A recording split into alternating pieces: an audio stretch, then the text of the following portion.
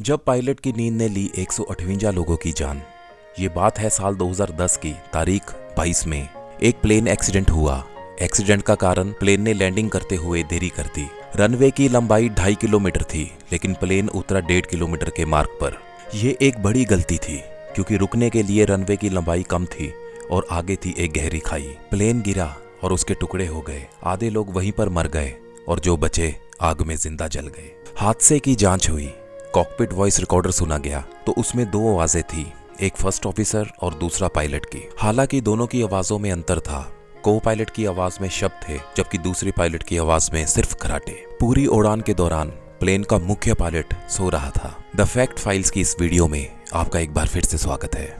रात के 2:36 पर यूएई से एयर इंडिया एक्सप्रेस की फ्लाइट 812 टेक ऑफ करती है। ये एक बोइंग 737 प्लेन था, जिसमें क्रू समेत 166 लोग सवार थे। फ्लाइट को कर्नाटका में मैंगलोर इंटरनेशनल एयरपोर्ट पर लैंड करना था और इसके कैप्टन थे सर्बिया मूल के ज़्लेटको ग्लूसिका। फ्लाइट के को पायलट थे हरबिंदर आलूवालिया। ये दोनों अनुभवी पायलट थे और कई बार इस रूट पर उड़ान भी भर चुके थे। यूएई से बेंगलुरु पहुंचने में तकरीबन 3.5 घंटे का समय लगना था। इसलिए ज़्लेटको ने टेक ऑफ के बाद कमान आलूवालिया के हाथ में सौंप दी और खुद सो गए। फ्लाइट अपनी निश्चित गति से उड़ती रही। सुबह 5:41 पर कैप्टन ज़्लेटको की नींद अचानक टूटी। आलूवालिया लैंडिंग की तैयारी कर रहे थे। उन्होंने मैंगलोर एयर ट्रैफिक से संपर्क किया और मौसम, लैंडिंग, रनवे से जुड़ी जानकारियां ले ली। अब फ्लाइट मैंगलोर एयरपोर्ट से सिर्फ 20 मिनट की दूरी पर थी। दोस्तों, मैं आपको बता दूं, मैंगलोर एयरपोर्ट की खास बात यह है कि ये एक पहाड़ी पर बना हुआ है और ये रनवे एक उठी हुई जमीन पर बना हुआ है, जिसे देखने से ऐसा लगता है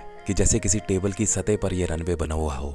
और इसी के चलते ऐसे रनवे को टेबल टॉप रनवे बोला जाता है। इनके दोनों छोरों पर समतल जमीन नहीं होती और इसीलिए प्लेन अगर रनवे से आगे गया तो सीधा खाई में गिरेगा। ऐसा ना हो इसलिए रनवे के एंड पे रेत के ढेर रखे जाते हैं ताकि प्लेन उसे टकरा कर रुक जाए।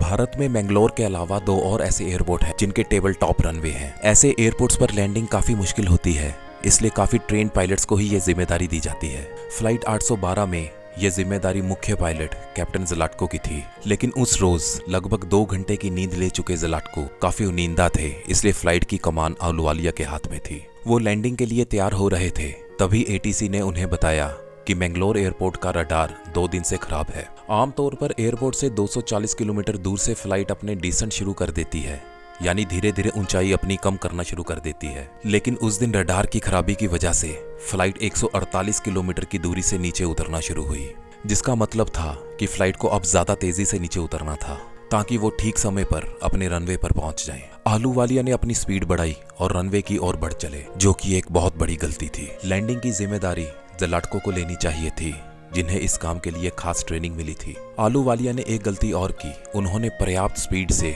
डिसेंट नहीं किया। 5:59 पर उन्हें एहसास हुआ कि वो अभी भी 8500 फीट की ऊंचाई पर है, जबकि उन्हें इससे काफी नीचे होना चाहिए था। आलूवालिया ने लैंडिंग गियर गिराया और स्पीड ब्रेक लगा दिए ताकि प्लेन नीचे की ओर जाए, लेकिन ज्यादा तेजी से आगे न जाए। हालांकि इससे कोई फायदा नहीं हुआ। फ्लाइट जब तक रनवे की सीट पर आई, वो अभी भी तय सीमा से 2 गुना ऊंचाई पर थी। इसके अलावा उस दिन एक और गलती हुई थी जिसे अभी तक आलूवालिया को एहसास भी नहीं था। मैंगलोर में मदद के लिए आईएलएस सिस्टम का इस्तेमाल किया जाता है। आईएलएस यानी इंस्ट्रूमेंट लैंडिंग सिस्टम। ये सिस्टम एक सिग्नल छोड़ता रहता है जिसे ग्लाइड स्लोप कहते हैं। आमतौर पर लैंडिंग से पहले प्लेन कंप्यूटर से सिग्नल पकड़कर अपने लिए एक फ्लाइट पाथ कैलकुलेट कर लेते हैं, लेकिन इस सिस्टम में कई बार एक दिक्कत भी पैदा हो जाती है। आईएलएस का सिस्टम कई बार रिफ्लेक्ट होके बाउंस हो जाता है। अगर प्लेन ठीक ऊंचाई पर ना हो तो वो गलत सिग्नल पकड़कर गलत रूट बना लेता है। उस रोज भी ऐसा ही हुआ।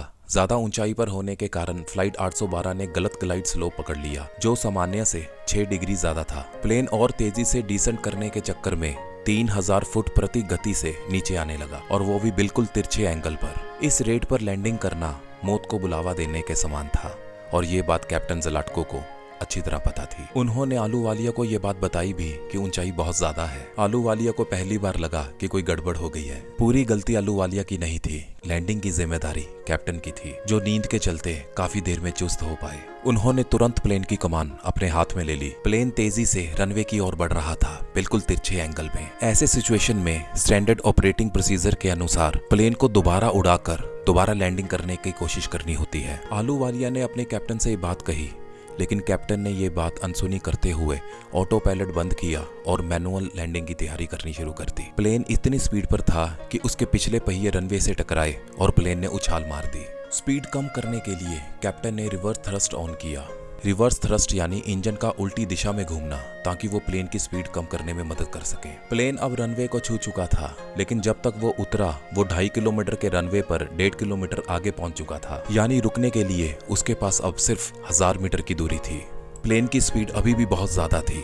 पायलट ने ऑटो ब्रेक सिस्टम ऑन किए, फिर भी प्लेन की स्पीड कम नहीं हो पाई। आलूवालिया आगे अंजाम देख रहे थे। वो चिल्लाकर बोले, रनवे खत्म हो गया है। अब ये बात पक्की हो चुकी थी कि प्लेन अगर इसी गति से चलता रहा तो रनवे से आगे निकल जाएगा। पायलट भी ये बात समझ चुका था। जल्दबाजी में उन्होंने दोबारा टेक ऑफ करने की कोशिश की। अभी कुछ देर पहले हमने आपको बताया था कि प्लेन की स्पीड कम करने के लिए पायलट ने रिवर्स थ्रस्ट चलाया था। इतनी जल्दी प्लेन को रिवर्स से फॉरवर्ड थ्रस्ट में लाना बहुत मुश्किल था। पायलट ने फिर भी कोशिश की, लेकिन अब बहुत देर हो चुकी थी। प्लेन रनवे से आगे बढ़ के मिट्टी के ढेर से निकला, लेकिन प्लेन की स्पीड इतनी तेज थी कि इससे भी कोई फायदा ना हुआ।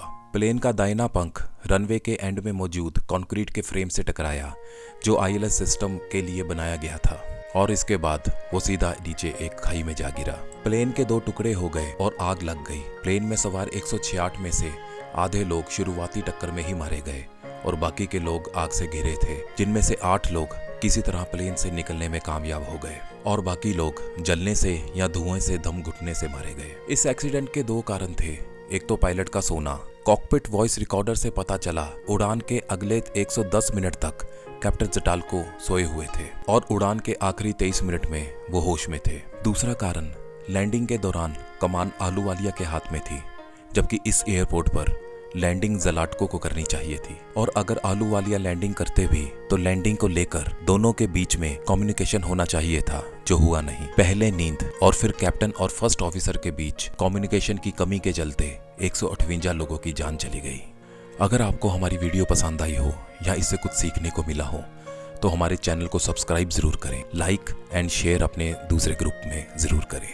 धन्यवाद।